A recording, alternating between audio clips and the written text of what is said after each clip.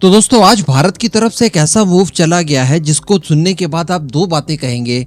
एक तो ये कि एक ही शॉट में 6 रन ले लिए और दूसरा ये कि यार एक्चुअली अब हमारा तेजस बड़ा हो गया है। जी हाँ, खबर कुछ बहुत ही बड़ी निकल कर आई है और बताया जा रहा है कि भारतीय वायुसेना 100 की संख्या में तेजस मार्क 1A का एडिशनल ऑर्डर प्लेस करने जा रही है HAL को। तो अब फाइनली भारतीय वायुसेना के पास केवल 83 तेजस MK1A नहीं होंगे बल्कि 183 तेजस MK1A होंगे, यानी लगभग 180 का भारी भरकम बेड़ा अब भारतीय वायुसेना को मिलने जा रहा है। चलिए जानते हैं खबर क्या निकल कर आ रही है, ऐसा क्यों किया जा रहा है, क्या स्ट्रैटेजी हो सकती है। जितनी बातें जान पाया हूं वो आपको सारी कुछ बताऊंगा। बस आप तेजस के लिए जय हिंद लिखकर खंडवा डिफेंस फैक्ट को सब्सक्राइब जरूर कर दीजिएगा। तो दोस्तों कल ही की बात है जब भारतीय वायुसेना के चीफ द्वारा इस बात को कहा गया कि फरवरी 2024 में तेजस मार्क 1A की डिलीवरी हमें शुरू हो जाएगी और इसके लिए एक नई स्क्वाड्रन गठित की जाएगी और इनका इंडक्शन शुरू किया जाएगा। इसके बाद 2028-29 में इसकी पूरी डिलीवरी कंप्लीट हो जाएगी, यानी 83 की संख्या में तेजस मार्क 1A भारतीय वायुसेना को पूरी तरह से दे दिए जाएंगे। अच्छा, बीच में कुछ खबरें निकल कर आई थी और बताया जा रहा था कि 50 तेजस मार्क 1A का एडिशनल ऑर्डर प्लेस किया जा सकता है। ये किस लिए किया जा रहा था? ये इसलिए किया जा रहा था क्योंकि हम लोगों ने ज्यादा इंडिजिनाइजेशन के लिए तेजस मार्क 2 परियोजना को थोड़ा सा लेट कर दिया। बीच में जो खबरें निकल कर आई थी, कई सारे सब सिस्टम्स वगैरह हम खुद डेवलप कर रहे हैं। इसके अलावा जो अमेरिका से इंजन की डील काफी लंबे समय तक अटकी रही, तो इन सब की वजह से तेजस मार्क 2 थोड़ा सा डिले हुआ, लगभग 1.5 से लेकर 2 साल के अराउंड। तो इस गैप को फुलफिल करने के लिए भी बताया जा रहा था कि तेजस मार्क 1A एडिशनली 50 ऑर्डर किया जा सकता है, लेकिन अब बताया जा रहा है कि पूरे 100 के 100 भारतीय वायुसेना ऑर्डर करने जा रही है और इनकी वैल्यू बताई जा रही है $8 बिलियन से भी ऊपर। तो कहने का मतलब अच्छे खासे नंबर में अब यहाँ पर भारतीय वायुसेना तेजस की उपयोगकर्ता बनेगी।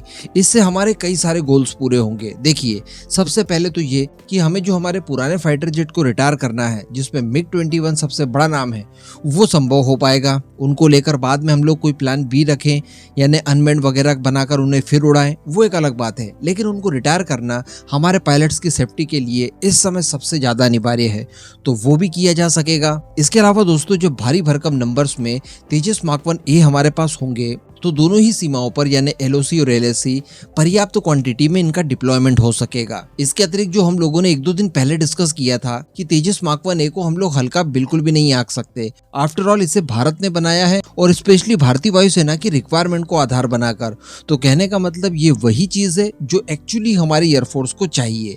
तो यहाँ पर हमारा वो गोल पूरा होता है। इसके अतिरिक्त ये जो $8 बिलियन से ऊपर का कॉन्ट्रैक्ट दोबारा से HAL को दिया जाएगा, तो आप समझ सकते हैं कि इसमें कितना ज्यादा अपग्रेडेशन कर पाएगा HAL को एक स्कोप मिलेगा अपनी प्रोडक्शन लाइन बढ़ाने के लिए। हालांकि डेडलाइन अभी तक फिक्स नहीं की गई है कि ये जो 100 एडिशनल फाइटर जेट ऑर्डर किए जाएंगे, इन्हें कब तक डिलीवर किया जाएगा। लेकिन अगर अब हम लोग ये चाहें कि इन्हें भी 2028-29 तक ही डिलीवर किया जाए, ज्यादा हो तो 1-1.5 साल और ले लीजिए, तो ये चीज भी अब संभव हो सकेगी क्योंकि हम लोग इसके बाद हमारी प्रोडक्शन कैपेबिलिटी को बढ़ा पाएंगे। तो एक गोल ये पूरा हो गया। इसके अलावा जो हम लोगों ने कल परसों फिर से डिस्कस किया था कि किस तरह से भारतीय वायुसेना की उपयोग करने के बाद रफाल फाइटर जेट को काफी ज्यादा बूस्ट मिला, उसकी PR बहुत हो गई और उसके एक्सपोर्ट के चांसेस कई गुना बढ़ गए पहले की तुलना में और ढेर सारे ऑर्डर्स फ्रांस को मिलने लगे। तो यहाँ पर भारतीय वायुसेना हमारे तेजस की PR भी कुछ इसी तरह से कर पाएगी। सोचिए, अगर हम लोग 183 के नंबर में इन्हें इस्तेमाल करना शुरू करेंगे तो इसकी पॉपुलैरिटी कहाँ जाकर रुकेगी,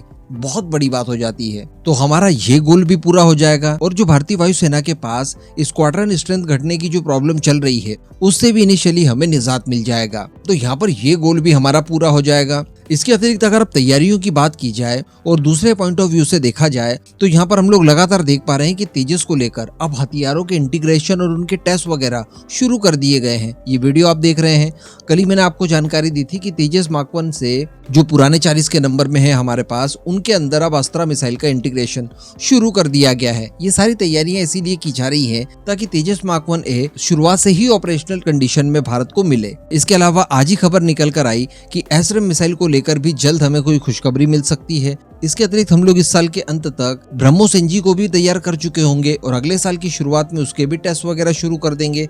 वो भी तेजस मार्क 1A में जाने वाली है, तो अल्टीमेटली वहां पर भी हमारा काम चल रहा है। रुद्रम मिसाइल को लेकर भी नए सिरे से टेस्टिंग वगैरह और यूजर ट्रायल शुरू होने जा रहे हैं। तो ये सारी चीजें इसीलिए की जा रही है ताकि तेजस मार्क 1A शुरुआत से ही अपने हथियारों के साथ ही भारतीय वायुसेना में ऑपरेशनल हो। इसके अतिरिक्त दोस्तों इसके कुछ इम्पैक्ट भी पड़ सकते हैं, जैसे कि शायद यहाँ पर MRFF प्रोग्राम में नंबर्स को घटाया जा सकता है। इतना बड़ा ऑर्डर तेजस के लिए दे देने के बाद 114 की संख्या में हम लोग विदेशी फाइटर तो शायद नहीं खरीदेंगे, तो ये नंबर कम हो सकता है। संभवतः 70-72 अगर हो जाए तो इसमें कोई बुराई भी नहीं है। बाकी के काम ये संभाल लेगा हमारा तेजस मार्क 1A। इसके अतिरिक्त दोस्तों एक संभावना ये भी दिखाई दे सकती है, या हम उसके ऊपर प्रकाश डाल सकते हैं कि अगर तेजस मार्क 1A 100 की संख्या में एडिशनल ऑर्डर किए जा रहे हैं तो तेजस मार्क 2 के जो नंबर्स हैं उनमें कहीं ना कहीं कमी देखने के लिए हमें शायद मिल सकती है। वैसे देखिए कमी करने की तो कोई आवश्यकता नहीं है। भारतीय वायुसेना के पास स्क्वाड्रन स्ट्रेंथ वाकई में काफी कम है, तो तेजस मार्क 1A भी हम लोग काफी ज्यादा नंबर में एक्वायर कर सकते हैं। लेकिन फिर भी कहीं ना कहीं तेजस मार्क 1A का इंडक्शन थोड़े से कम नंबर्स में हो सकता है। वैसे यहाँ पर तेजस मार्क 1A भी मार्क 2 की रिक्वायरमेंट पूरी कर सकता है। कोई बहुत ही ज्यादा डिफरेंसेस नहीं है दोनों फाइटर जेट के बीच में, 19-20 का ही फर्क है। ज्यादातर हथियार कॉमन ही है, थोड़ा बहुत पावर और रेंज वगैरह में फर्क है, तो वो मैनेज हो जाएगा क्योंकि अब हमारे पास नंबर्स भी बहुत ज्यादा है। बाकी तो सारी एडवांस टेक्नोलॉजीज है, American engine, AES radar system, बेहतरीन एल्गोरिदम और शानदार एवियोनिक्स वगैरह, इतना शानदार वेपन पैकेज। कहने का मतलब एक कंप्लीट मटेरियल है ये, जो कि रेडी टू वॉर होगा अगले साल फरवरी से ही। अब इस पूरे मुद्दे पर और इस भारी भरकम अचीवमेंट पर आपका क्या मानना है, नीचे कमेंट करके जरूर बताइएगा।